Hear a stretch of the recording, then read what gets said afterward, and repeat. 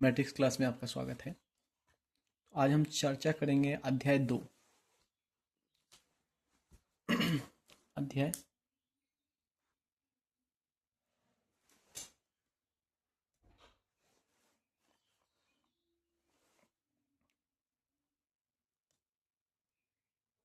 अध्याय 2 जीव जगत का वर्गीकरण। जीव जगत का का वर्गीकरण। सबसे पहले इसमें बात करेंगे कि आखिर जीव जगत के वर्गीकरण का आधार क्या था और इसको किन मापदंडों पे तैयार किया गया था। तो सबसे पहले हम बात करेंगे कि जीव जगत के वर्गीकरण का आधार ये था कि वर्गीकरण हमेशा तभी किया जाता है जब हमें यह समझने में असुविधा हो कि इनमें पादप कौन है, जंतु कौन है, या आगे चल के हम पढ़ेंगे पादप के भी अपने अपने प्रकार होंगे, जंतु के भी अपने अपने प्रकार होंगे। तो यहाँ पे इस बात के लिए वर्गीकरण की जरूरत थी कि हमें अंडरस्टैंडिंग सब बेहतर हो कि जंतु में, पादप में, मोनेरा में, प्रोटिस्टा में, कवक में, आगे चल के ऐसे बहुत सारी चीज़ हम देखेंगे जहाँ पे आपका वर्गीकरण और बेहतर होते जाए। तो वैज्ञानिक वैज्ञानिक मापदंडों पे, यानी कि वैज्ञानिक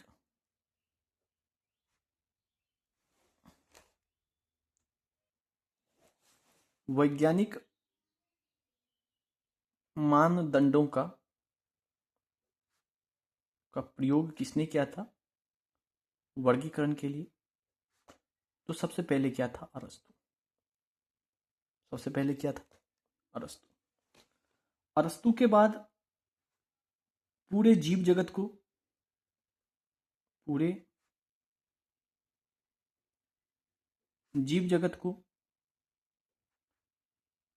दो भागों में वर्गीकरण दो भागों में वर्गीकरण वर्गीकरण किया कैरोलस लीनियस ने। कैरोलस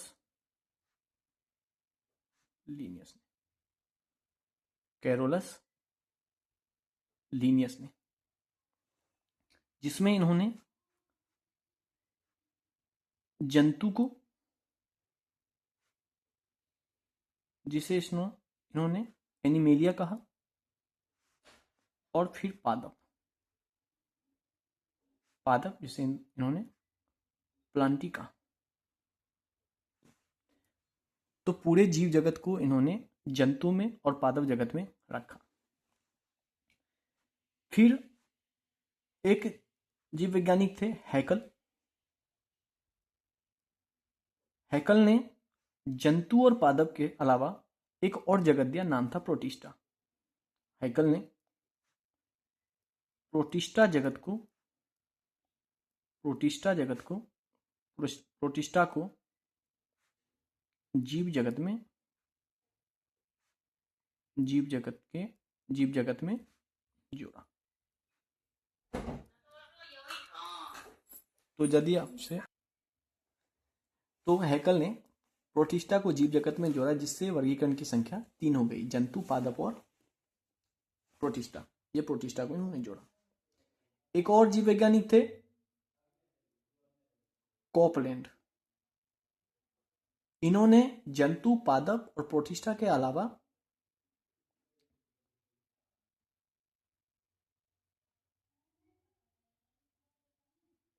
मोनेरा को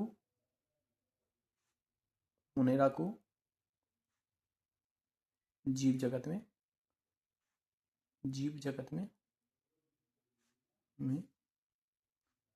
जोड़ा। मोनेरा को। अब हम आना चाहते हैं आर.एच. व्हीटकर पे। आर.एच. व्हीटकर जो 5 जगत की जो वर्गीकरण पद्धति दी थी, हम आना चाहते हैं वहां पे।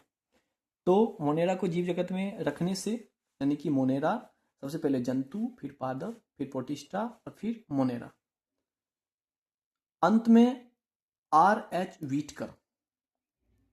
व्हीटकर सराय RH व्हिटकर सर आए और 1969 में इन्होंने 5 जगत वर्गीकरण प्रणाली दी। 5 जगत का वर्गीकरण प्रणाली दिया, जिसमें कौन कौन था शुरू से लेता हूं। सबसे पहले मोनेरा, फिर आया प्रोटिस्टा, इसी क्रम में हम इसको पढ़ेंगे भी। मोनेरा, फिर आया प्रोटिस्टा, फिर आएगा कवक, फिर आएगा पादप, और फिर आया जंतु। ये 5, 1, 2, 3, 4 और 5, ये 5 वर्गीकरण थे जो RH व्हिटकर सर ने दिया। एक और वर्गीकरण है जिससे 6 जगत हो जाता है, मगर वो अलग से वर्गीकरण नहीं है। इन्होंने मोनेरा को ही 2 भाग में बांटा। एक है आद्य बैक्टीरिया, आगे चलकर हम पढ़ेंगे भी आद्य बैक्टीरिया, और है यू बैक्टीरिया।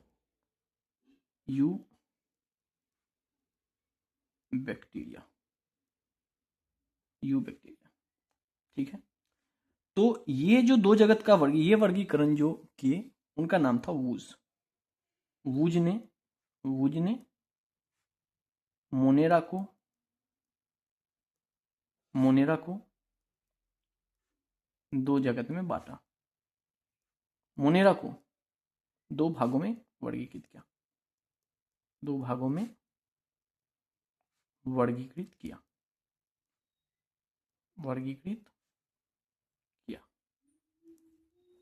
अब जो व्हिटकर सर थे, जो जितने भी वर्गीकरण किए, उनका कोई ना कोई आधार होगा। तो यहां पे हम देखते हैं कि वर्गीकरण का आधार क्या था, कि किस आधार पे वर्गीकृत किया गया। यहां पे एक टॉपिक आएगा, वर्गीकरण का आधार।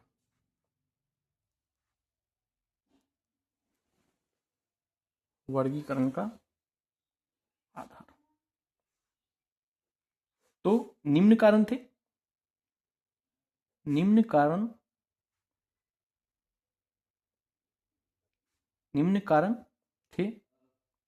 जिसे ध्यान में रख के वर्गीकरण किया गया। तो सबसे पहला कारण था, जो पहला जिसको देखा गया था, वो था कोशिका संरचना। यानी कि कोशिका संरचना का मतलब वो एक कोशिकीय था या बहुकोशिकीय था, उस आधार पे। दूसरा था शारीरिक संरचना।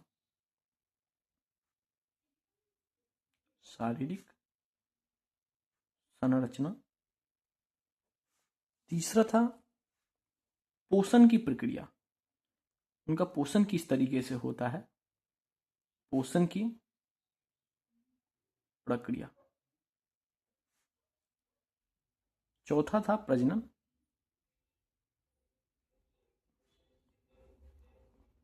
पांचवा था जाति वृत्तीय संबंध।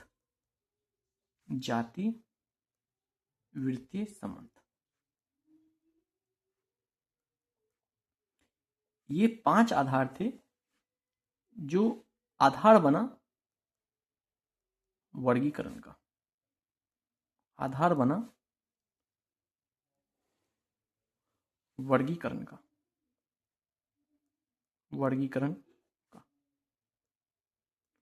तो यदि आपसे कभी पूछेगा कि 2 जगत का वर्गीकरण किसने किया, तो वो हमारे थे लिनियस सर। पहली बार वैज्ञानिक मानदंडों का मतलब वर्गीकरण के लिए वैज्ञानिक मानदंडों का प्रयोग किन्होंने किया, तो वो अरस्तु सर थे। फिर 2 जगत का वर्गीकरण लिनियस सर थे। फिर 3 जगत हैकल सर ने जोड़ा। फिर 4 जगत कॉपरेन सर ने। फिर 5 जगत वर्गीकरण किया जो सबसे ज्यादा मान्य RH व्हिटकर। फिर मोनेरा को 2 भागों में वर्गीकृत किया, आद्य बैक्टीरिया और यू बैक्टीरिया। वर्गीकरण का आधार हमने चर्चा कर लिया, कोशिका संरचना, शारीरिक संरचना, पोषण की प्रक्रिया, प्रजनन और जाति वृत्तीय संबंध। अब हम बात करेंगे मोनेरा। अब हम एक एक करके देखेंगे मोनेरा जगत। मोनेरा तो सबसे पहले जब दुनिया जब पृथ्वी का निर्माण हुआ, जो सबसे पहले जीव थे वो मोनेरा ही थे। मोनेरा के अंदर हम लोग पढ़ेंगे अभी आद्य बैक्टीरिया। पहले मोनेरा को देख लेते हैं। तो सबसे पहला पॉइंट कि जितने भी बैक्टीरिया है, सभी बैक्टीरिया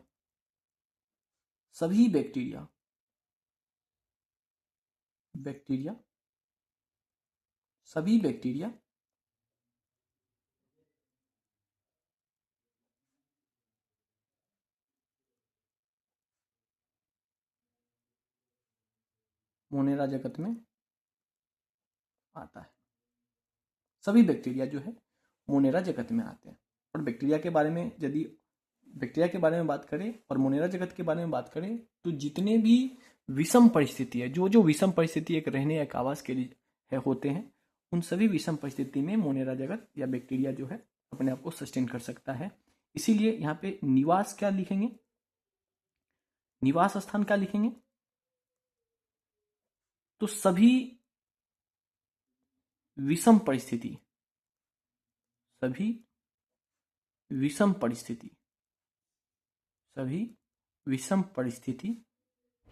में मोनेरा जगत या मोनेरा जगत के बैक्टीरिया,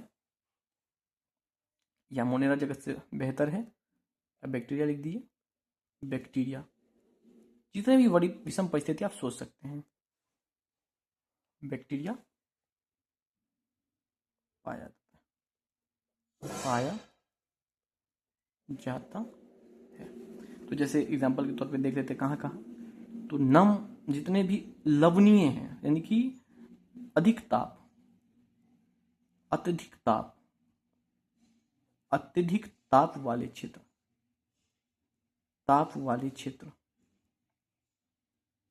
लवणीय क्षेत्र,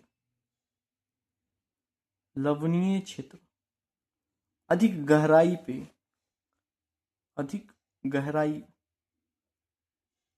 और जितने भी आप विषम परिस्थिति सोच सकते हैं, सब में आपका मोनेरा जगत सस्टेन कर सकता है। अब हम देखेंगे कि मोनेरा जगत के जितने भी मतलब निवास स्थान है वो कहाँ कहाँ, मतलब बैक्टीरिया जगत हमने निवास स्थान देख लिया। अब हम देखेंगे कि बैक्टीरिया को भी बांटा गया है, यानी कि बैक्टीरिया भी आपको टाइप का मिलेगा। जैसे बैक्टीरिया को आकार के आधार पे, उनके आकार के आधार पर 4 भागों में बांटा है। 4 भागों में बांटा है। पहला क्या है, सबसे पहले यदि आपका बैक्टीरिया गोलाकार है, जैसे कुछ इस तरीके से आपको दिखेगा,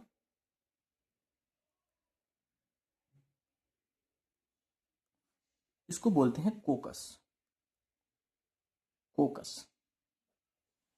क्या बोलते हैं, कोकस जीवाणु या कोकस बैक्टीरिया। दूसरा होता है छाराकार, कुछ इस तरीके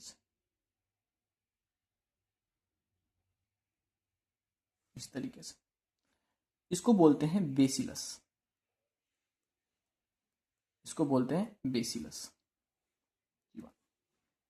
तीसरा होता है कुछ सर्पिलाकार करके,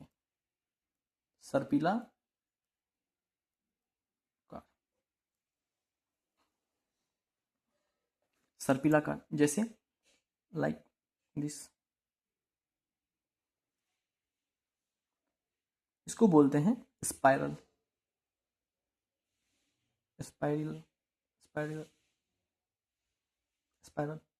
जीवाणु। चौथा है कोमाकार, जैसे कोमा होता है बिल्कुल ऐसे, कोमा लिखते हैं, इसको थोड़ा सा बढ़िया से ऐसे कर दीजिए, कोमाकार। इसको बोलते हैं विब्रियो, विब्रियो जीवाणु। ठीक है, अब हम देखते हैं कि इसका पोषण कैसे होता है, कि आखिर ये इसकी मतलब जो भी भोजन ग्रहण करेंगे उनका पोषण कैसे होगा। तो मोनेरा जगत का या मोनेरा का पोषण, मोनेरा का पोषण मतलब बैक्टीरिया का पोषण, मोनेरा का पोषण मतलब मोनेरा का पोषण मतलब आपका बैक्टीरिया का पोषण। यहां पे आते हैं, मोनेरा का पोषण मतलब होता है ये अधिकांशतः स्वपोषी होते हैं। क्या होते हैं? स्वपोषी होते हैं। अब स्वपोषी किसको बोलते हैं? स्वपोषी उनको बोलेंगे जो अकार्बनिक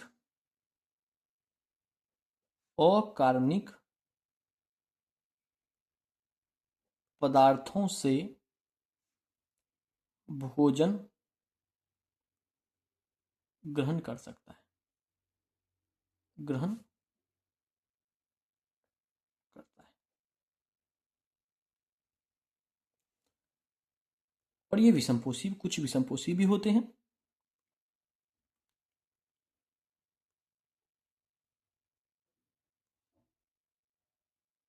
कहने का मतलब है कि स्वपोषी, इसमें एक और पॉइंट लिख दिए कि भोजन स्वयं संश्लेषित करता है, उसको हम विषमपोषी स्वपोषी बोल सकते हैं। और विषमपोषी उसको बोलेंगे जो भोजन का संश्लेषण भोजन का समाप्त चाहते हैं, संश्लेषण स्वयं नहीं करता, स्वयं नहीं करता है, यानी कि ये दूसरे जीव पे ज्यादा डिपेंडेंट रहते हैं। अब इंपॉर्टेंट बात है, ध्यान दीजिएगा, अब इंपॉर्टेंट बात है कि जो बैक्टीरिया है, जो जीवाणु है, बैक्टीरिया है जो जीवाणु है का कोशिका भित्ति बहुत इंपॉर्टेंट है, स्टार मार्क कर लीजिएगा। कोशिका भित्ति किसका बना होता है? किसका बना होता है? तो ये बना होता है पेप्टिडो ग्लाइकेन का, बहुत इंपॉर्टेंट है पेप्टिडो ग्लाइकेन का, स्टार मार्क कर लीजिएगा, बहुत ही ज्यादा इंपॉर्टेंट है। अब हम देखेंगे कि इसके अंदर का मतलब कि इसके अंदर में जो इसको जो वुज जो बांटे थे मोनेरा को दो भाग में, देखिए यहाँ पे हमने बता रखा है आद्य बैक्टीरिया और यू बैक्टीरिया। तो अब हम इसके भाग्य के बारे में पढ़ेंगे कि आद्य बैक्टीरिया क्या है, यू बैक्टीरिया क्या है।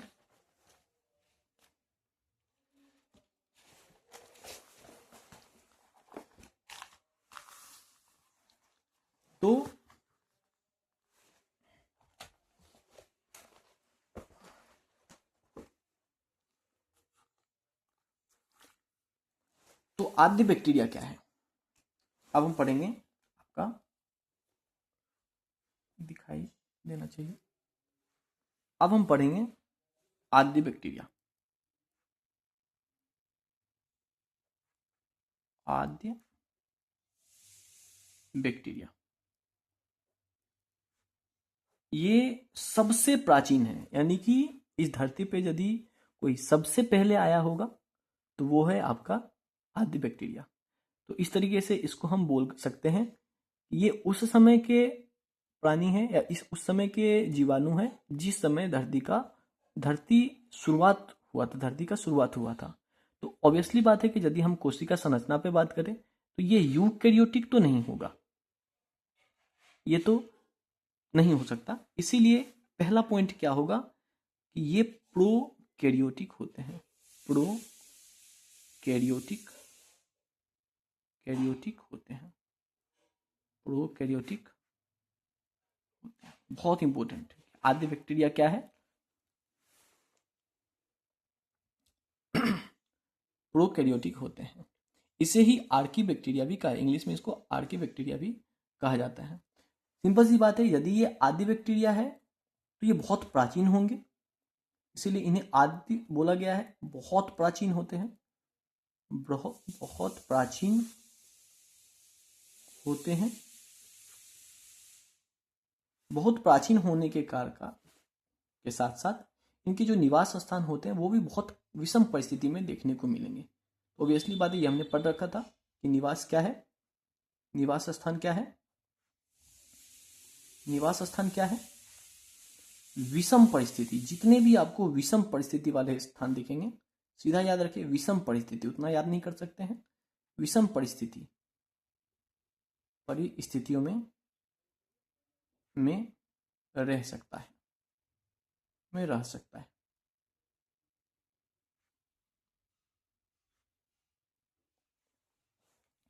अब इसके प्रकार हैं, ध्यान से देखिए। अब इसके प्रकार हैं, तो इसके 3 प्रकार हैं, इसके 3 प्रकार हैं, 3 प्रकार हैं। पहला है मेथेनोजेन, मेथेनोजेन। दूसरा है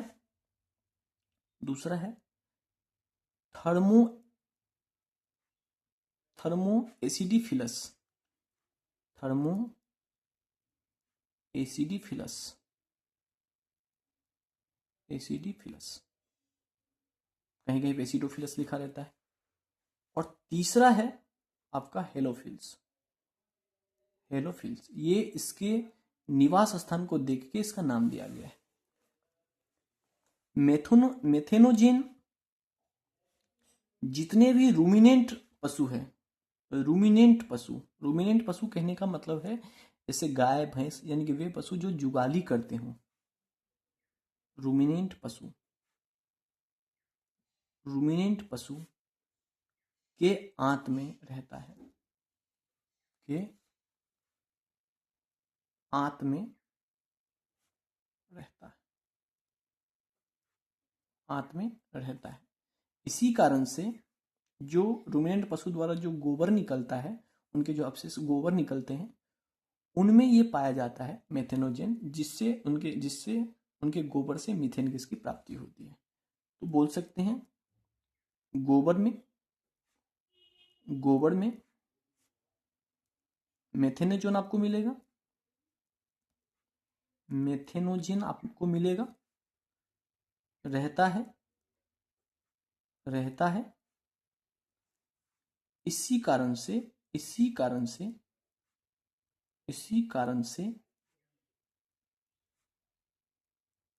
गोबर से मीथेन गैस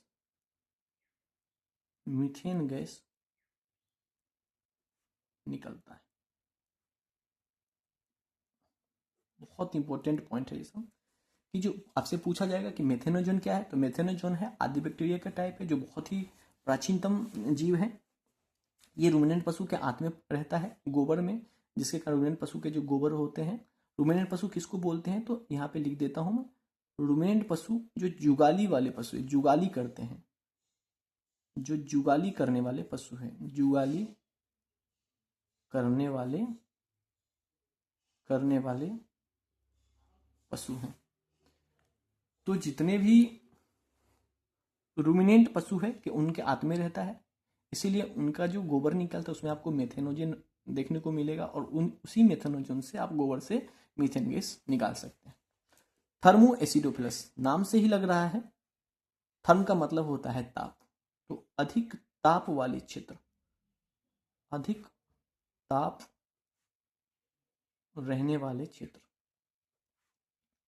ताप पर रहने वाले जीव क्या कहलाते हैं? Thermo acidophilus. हेलोफिल्स, ये भी नाम से लग रहा है, जहां पे भी आपको हेलो दिख जाए, तो समझने का मतलब होता है लवण प्रिय, यानी कि अधिक लवणीय क्षेत्र में पाया जाता है। तो ये सब जो जितने भी है वो विषम परिस्थिति है, लवणीय क्षेत्र में, लवणीय क्षेत्र में पाया जाता है।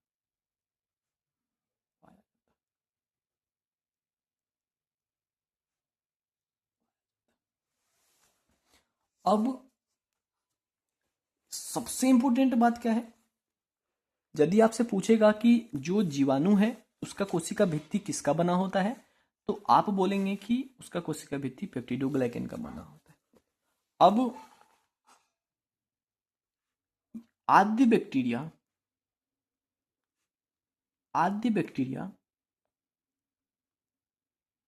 बैक्टीरिया की कोशिका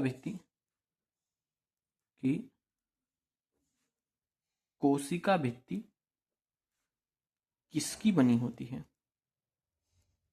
किसकी बनी होती है?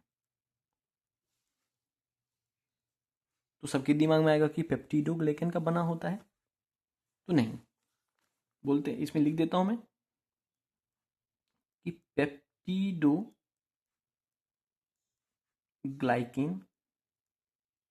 अनुपस्थित रहता है, अनुपस्थित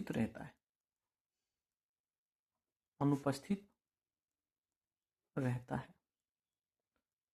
किंतु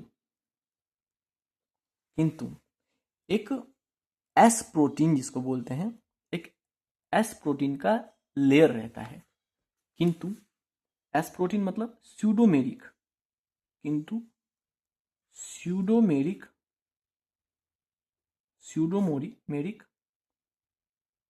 प्रोटीन का लेयर रहता है जो कोशिका भित्ति का काम करता है। इतना हमने देखा आद्य बैक्टीरिया के बारे में। फिर हम देखेंगे मोनेरा का ही एक और टाइप है, यू बैक्टीरिया। यू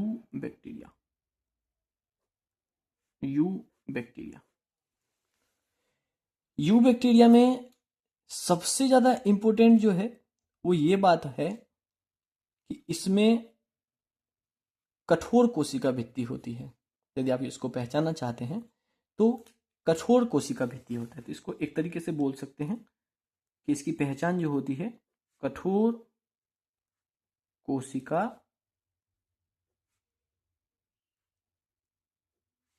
भित्ति से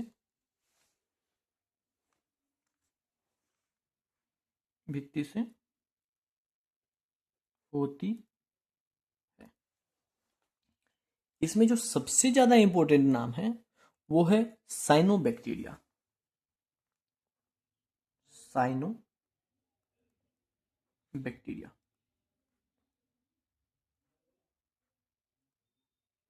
जिसे हम नील हरित शैवाल कहते हैं।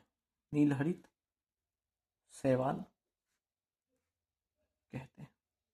हरित शैवाल एग्जाम्पल के तौर पे देख ले, साइनोबैक्टीरिया जिसे नील हरित शैवाल भी कहा जाता है। अब ये क्यों इंपॉर्टेंट है? तो ये वैसे जीवाणु है, वैसे बैक्टीरिया है, इसे शैवाल कहने का कारण क्या है? क्योंकि इसमें क्लोरोफिल पाया जाता है, यानी कि ये हरित पौधे की तरह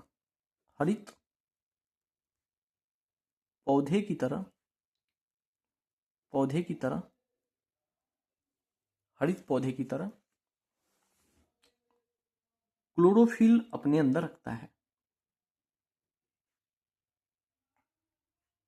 हरे पौधे की तरह क्लोरोफिल की मदद से इस सहायता से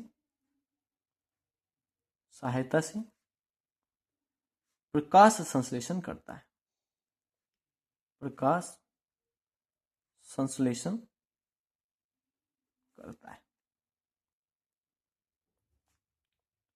यदि आप नोट्स बनाना चाहते हैं तो मेरे साथ आप नोट्स तैयार कर सकते हैं। तो साइनोबैक्टीरिया को नील हरित शैवाल इस कारण से कहते हैं क्योंकि ये भोजन स्वयं बना सकता है, क्लोरोफिल की मदद से प्रकाश संश्लेषण ये कर सकते हैं। अब इसी में आपको पढ़ना है कि ये साइनोबैक्टीरिया किस किस जगह रह सकते हैं, यानी किस किस टाइप से। तो सबसे पहले ये क्या है, एक कोशिकीय।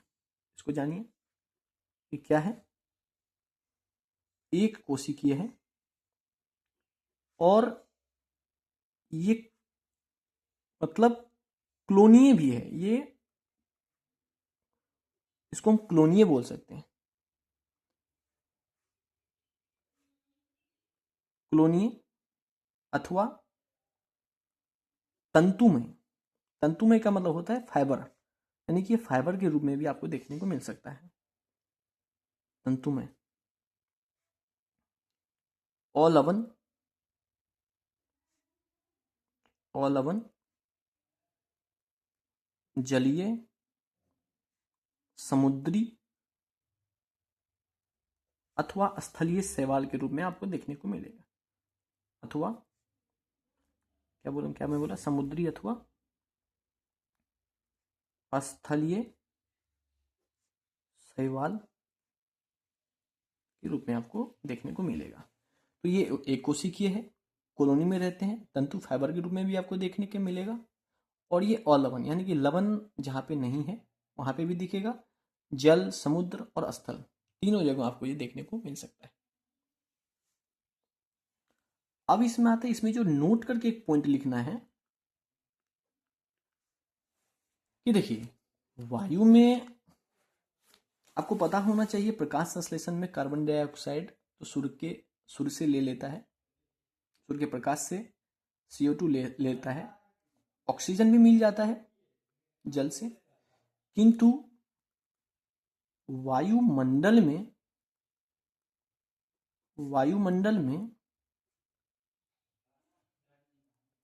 नाइट्रोजन का स्थिरीकरण ये सीधा नाइट्रोजन को मतलब नाइट्रोजन नहीं ले सकता। अब वायुमंडल में नाइट्रोजन का स्थिरीकरण जो करता है, स्थिरीकरण करने वाले जीव जो हैं, जो करने वाले जीवाणु हैं,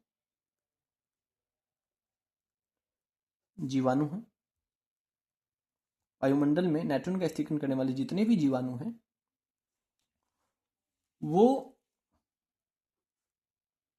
सभी दलहनी पौधे, सभी दलहनी पौधों के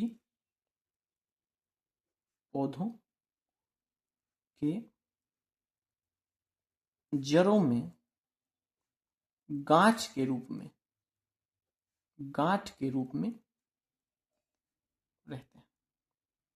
गांठ के रूप में नहीं, जड़ों में, हाँ, गांठ के रूप में रहते हैं।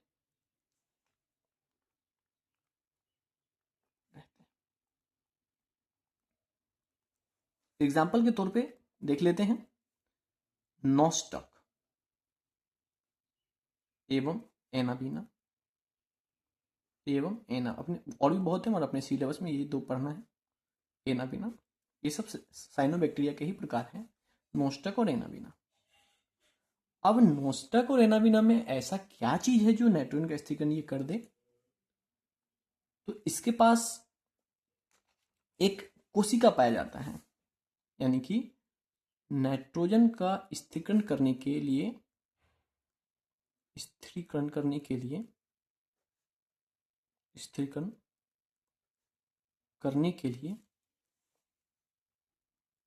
लिए एक कोशिका रहता है, एक कोशिका इनके पास रहता है, जिसे क्या कहते हैं, हिट्रोसिस्ट कोशिका। बहुत इंपॉर्टेंट, मोस्ट इंपॉर्टेंट, स्टार कर लीजिएगा, हिट्रोसिस्ट कोशिका कहते हैं, हिट्रोसिस्ट कोशिका कहते हैं। यानी कि यदि मैं बात करूं यू बैक्टीरिया की, तो इसी कठोर कोशिका भित्ति से पहचान कर सकते हैं। साइनोबैक्टीरिया इसका बेस्ट एग्जाम्पल है। साइनोबैक्टीरिया को नील हरित शैवाल इसलिए कहते हैं क्योंकि ये क्लोरोफिल की उपस्थिति में प्रकाश संश्लेषण कर अपना भोजन स्वयं तैयार कर सकता है, जो सभी शैवाल करते हैं। ये एक कोशिकीय है, कॉलोनीय है, तंतुमयी है, अलवन जल में, समुद्र में और स्थल में, ये स्थल पर ये पाए जाते हैं।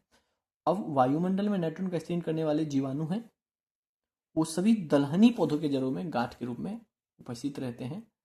एग्जाम्पल के तौर पर हमने देखा नॉस्टक और एनाबिना, जो नाइट्रोजन का स्थिरीकरण करने के लिए एक कोशिका रहता है इनके पास, जिसे क्या कहते हैं, हीट्रोसिस्ट कोशिका। तो यदि आपसे कभी पूछ ही लिया किसी एग्जाम में कि वो कौन सी ऐसी कोशिका जिसकी मदद से नाइट्रोजन का स्थिरीकरण ये लोग करता है, नॉस्टक और एनाबिना, तो वो है हीट्रोसिस्ट कोशिका। अब क्या होगा यदि, तो इसमें देखेंगे कि इसका प्रजनन देखेंगे कि कैसे होता है। बैक्टीरिया में मुख्य रूप से प्रजनन किस रूप में देखने को मिलेगा, हमने इसका टाइप देख लिया। अब हम देखते हैं ओवरऑल बैक्टीरिया।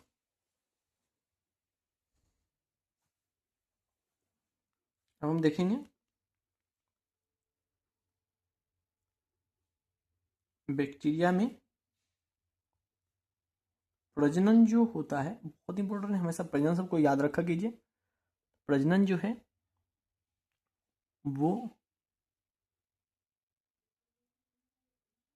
विखंडन विधि द्वारा होता है। कभी कभी विपरीत परिस्थिति में ये बीजाणु भी बनाता है और लैंगिक प्रजनन भी कर सकता है। तो ये आगे पढ़ेंगे इसके बारे में कि प्रजनन क्या है, क्या हो सकता है। अब एक बहुत इंपॉर्टेंट इसके एग्जाम्पल है, जैसे नोट करके इसको लिखिएगा, नोट करके। इसे एक नाम आता है माइकोप्लाज्मा। माइकोप्लाज्मा सबसे छोटा जीवित कोशिका, सबसे छोटा जीवित कोशिका, जीवित कोशिका। इसे पादप का जोकर भी कहते हैं। पादप जगत का जोकर भी कहते हैं, जोकर भी कहते हैं।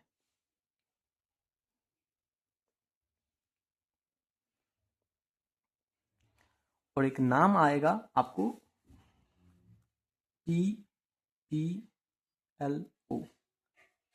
PPLO, पिपलियो। फुल फॉर्म देख लीजिए इसका, बहुत इंपॉर्टेंट है, पूछा है एग्जाम में। इसको बोलते हैं प्लूरो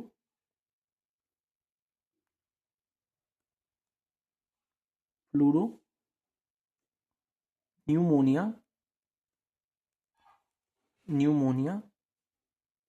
लिविंग ऑर्गेनिज्म।